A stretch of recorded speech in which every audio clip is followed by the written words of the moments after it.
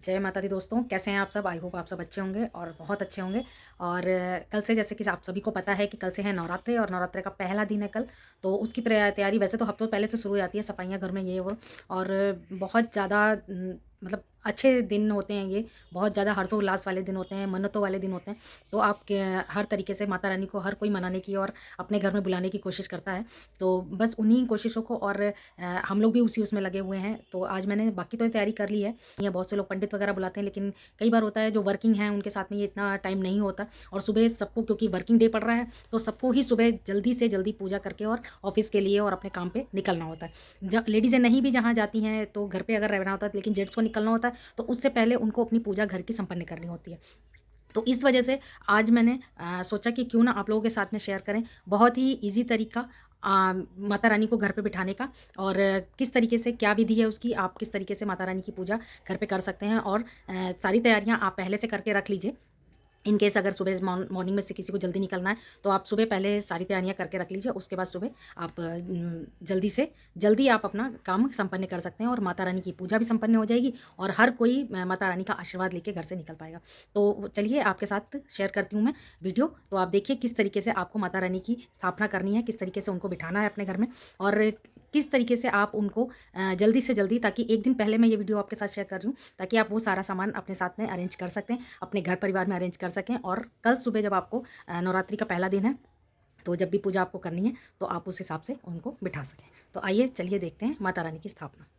तो सबसे पहले हमें लेनी है एक साफ़ चौकी लकड़ी की, और उसके ऊपर बिछाना है लाल रंग का, या जो भी आप कलर, पीला, हरा, कोई भी बिछा सकते हैं।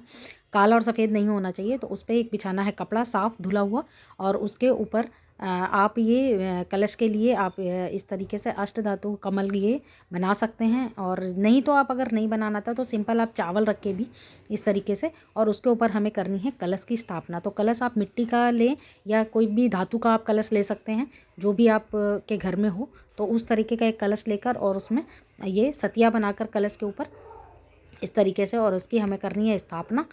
तो इसमें भर दीजिए, इसको जल से भर दीजिए, और इसमें डाल दीजिए एक सुपारी, एक सिक्का, लौंग और एक हल्दी, और क्या बोलते हैं आप, फूल थोड़े से डालकर, और इस कलश को इसमें प्रॉपर वे में इसको, और ऊपर तक, मतलब ऊपर से थोड़ा सा खाली होना चाहिए, थोड़े से चावल और थोड़ी सी रौली, ये सारी चीज़ें इसमें डालकर, और ये नारियल लीजिए, नारियल का इसके ऊपर आपको पान के पत्ते या अशोक के पत्ते आप लगाकर, नारियल की नोक आपको अपनी साइड रखनी है। ये देखिए इस तरीके से मुख जो है अपनी साइड रखना है, और इस पर 5 या 7 पत्ते ही लगाइएगा, 7, 11, 21 या इस तरीके से आप शुभ पत्तों की वो लगाकर उसके ऊपर नारियल चुन्नी से बांधकर आप रख सकते हैं। उसके बाद थोड़े से चावलों का आसन लगाकर उस पर आप गणेश जी स्थापित कर सकते हैं। ये इस तरीके से, अगर मूर्ति है आपके पास तो आप मूर्ति रख दीजिए, नहीं है तो कोई बात नहीं, आप सुपारी या मिट्टी का गणेश जी आप एक बनाकर और उसमें रख सकते हैं। सुपारी में आप रोली मौली बनाकर उनको गणेश स्वरूप मानकर, उसके बाद आपको लेना है एक ये इस तरीके का पात्र मिट्टी का, उसमें आपको जवारे बोने हैं। आप मिट्टी इसमें भर के, शुद्ध मिट्टी, और हल्का सा उसको गीला कर लीजिए। उसके बाद ये जवे इसमें डाल दीजिए, और उसके बाद थोड़े से चावल लेकर आप उसको 9 ग्रह, इनको 9 जगह आपको ये इस तरीके से छोटी छोटी सी ढेरी लगानी है, और इनको 9 ग्रह स्वरूप मानिए। और इसके ऊपर आपको एक एक सुपारी ये इस तरीके से लगाकर रख देनी है, और ये आपके 9 ग्रह बन गए। इनको 9 ग्रुप का स्वरूप मानकर आप पूजा इनकी कर सकते हैं। तो इस तरीके से 9 ग्रहों पे जितने भी आपने ये लगाए हैं 9, उनको पे एक सुपारी रख दीजिए। और उसके बाद अखंड जोत के लिए एक इस तरीके से कोई भी एक प्लेट या कोई भी एक पात्र ले लीजिए जो आपके घर में ईजिली अवेलेबल हो। तो क्योंकि अखंड जोत को कभी भी नीचे नहीं रखते हैं, तो इस वजह से इसको इस तरीके से पात्र एक ले लीजिए, और उस पर अखंड जोत आप अपनी स्थापित कर दीजिए। इसको आप घी या तेल, जो जिस चीज़ से भी आप जलाते हो घर में, उससे भरकर, और इस तरीके से माता रानी के आपको सीधे हाथ की तरफ अखंड जोत रखनी है। अगर आप घी की बना रहे हैं तो सीधे हाथ की तरफ, तेल की बना रहे हैं तो उल्टे हाथ की तरफ। तो इस तरीके से ये अखंड जोत आप स्थापित कर दीजिए। उसके बाद ये देखिए, सभी को आप गंगा जल से सारी चीज़ों को पवित्र कर दीजिए, क्योंकि आपको नहीं पता कौन सी चीज़ किस तरह के उसमें लगी है, चावल वगैरह आप धुल नहीं सकते। तो इस वजह से सारी चीज़ों को गंगा जल से, और उसके बाद अखंड जोत को आप प्रज्वलित कर दीजिए। माता रानी स्थापित हो गई हैं, और फिर आप उनको, माता रानी को जो भी आप पोशाक उनकी लाए हों या नहीं है पोशाक, इस तरह की मूर्ति है, तो आप इस पर चुनरी उड़ा दीजिए माता रानी को। और उसके बाद गणेश जी का तिलक करिए, और उनको भी माता रानी का रोली या मौली जो भी आपके पास है उससे अच्छे से तिलक करके कलश के तिलक करना है आपको। और इसके ऊपर अखंड जोत को हिलाना नहीं है, बिना हिलाते हुए आप इसको भी तिलक करें। और फिर ये पूरे नवग्रह का आपको पूजन करना है, इनका भी तिलक करना है इस तरीके से रोली से अच्छे से पूरा नवों देवी देवताओं पर बिना हिलाए डुलाए, क्योंकि एक बार लगने के बाद आप इनको हिला नहीं सकते। और गणेश जी को अगर दूर्वा आपके घर में है या मिल जाती है आपको, तो आप दूर्वा अर्पित करिए और साथ में एक लाल गुलाब का फूल अर्पित कर दीजिए। और ऐसे ही माता रानी को आप माला पहना दीजिए। और इनको भी इसी तरीके से लाल गुलाब माता रानी को बहुत पसंद है, या जो भी फूल आपको इजीली मिल जाते हैं, भाव होने चाहिए, तो बस वो आप अर्पित कर दीजिए। और ये कलश पे भी और इस तरीके से आप अखंड जोत जो है उसके ऊपर भी आप इस तरीके से फूल अर्पित कर दीजिए।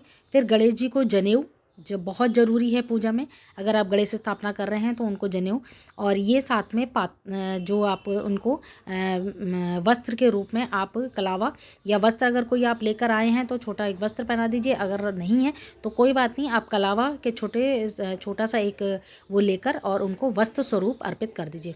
इस तरीके से नवग्रहों को भी आपको छोटे छोटे कलावे के वो पीसेस लेकर और उनको वस्त्र अर्पित करना है, वस्त्र स्वरूप।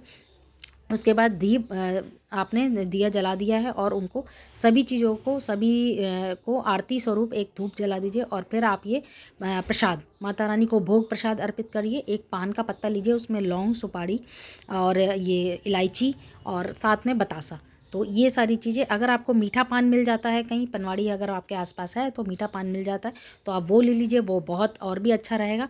और अगर नहीं मिलता है तो आप इस तरीके से भोग प्रसाद अर्पित कर सकते हैं।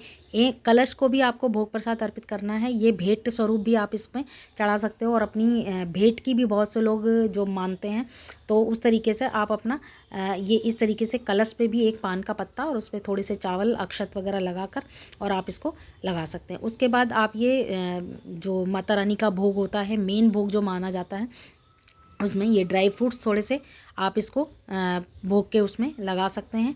और ये भोग फिर बाकी सारे उसमें बांट सकते हैं। घर परिवार भी आराम से, जो व्रत वगैरह भी होते हैं वो भी इजीली वे में खा सकते हैं। और उसके बाद आपको फल अर्पित करने हैं सभी देवी देवताओं को, जितने भी आपने विराजमान किए हैं, गणेश जी, माता रानी, कलश, और सभी देवी देवताओं को आपको फल अर्पित करने हैं। तो आप एक एक अगर चढ़ाएं तो वैसे चढ़ा दीजिए, नहीं तो आप एक तरफ उसमें उनको अर्पित करके और एक तरफ रख दीजिए। उसके बाद ये 16 श्रृंगार माता रानी को बहुत प्रिय है और इसको चढ़ाने से घर में बरकत आती है और आपका सौभाग्य जो है वो फलता फूलता है। तो इस तरीके से आप चाहें तो अगर साड़ी आप नहीं वो कर पा रहे हैं तो एक चुनरी ले लीजिए लाल रंग की माता रानी को, और साथ में श्रृंगार का सामान ज़रूर होना चाहिए। तो ये सारी चीज़ें अगर आपके पास वो है तो इसमें माता रानी के पास में रख दीजिए, नहीं तो ये चढ़ाकर और आखिरी दिन जिस दिन आप इसको माता रानी के 9 दिन के बाद जब पूजा का संपन्न हो तो ये किसी को दान स्वरूप दे दीजिए। और इस तरीके से एक जल का लोटा ज़रूर आप भर कर रखें, साथ में दक्षिणा। और उसके बाद आपकी पूजा ये गई है। आप सप्तशती का पाठ या जो भी दुर्गा चालीसा का पाठ आप करना चाहें वो कर लीजिए, आरती करिए उसके। और इस तरीके से हमारी पूजा संपन्न होती है। और बहुत ही इजी तरीके से आप आराम से घर में जो चीज़ें हैं वो लाकर, आप जो नहीं है वो बाहर से लाकर आप अपनी पूजा संपन्न कर सकते हैं। तो बस इस तरीके से आप इजी तरीके से पूजा अपनी घर में संपन्न करिए। उसके बाद जो भी आप पाठ वगैरह करना चाहें, हवन करना चाहें, हवन बहुत से लोग हवन कुंड में इसको आज्ञा देकर, और जो भी आप भोग प्रसाद चढ़ाते हैं वो हमेशा हवन जो आप अग्नि एक प्रज्वलित करें साइड में, उसमें हवन में ही उस प्रसाद को अर्पित करें माता रानी को चढ़ाकर। और वो क्योंकि कहते हैं हवन में अग्नि देवता को समर्पित किया गया प्रसाद को सीधा अर्पित होता है। तो इस तरीके से हवन में आप प्रसाद को अर्पित करें और उसके बाद अग्यारी वगैरह करके जो भी आप जो जितना समय हो आपके पास, मेन ये है कि आपके भाव अच्छे होने चाहिए और भाव से दिल से करी हुई पूजा। सिंपल आप हाथ जोड़कर भी अगर 10 मिनट आप माता रानी के आगे खड़े होते हैं तो भी वो आपकी पूजा स्वीकार करती हैं। उस तरीके से मेरा अपना मानना ये है। बाकी आप जो जितना कर सकते हैं उतना करिए, और भगवान तो सिर्फ भाव के भूखे हैं, बाकी और उन्हें कुछ नहीं चाहिए हम लोगों से।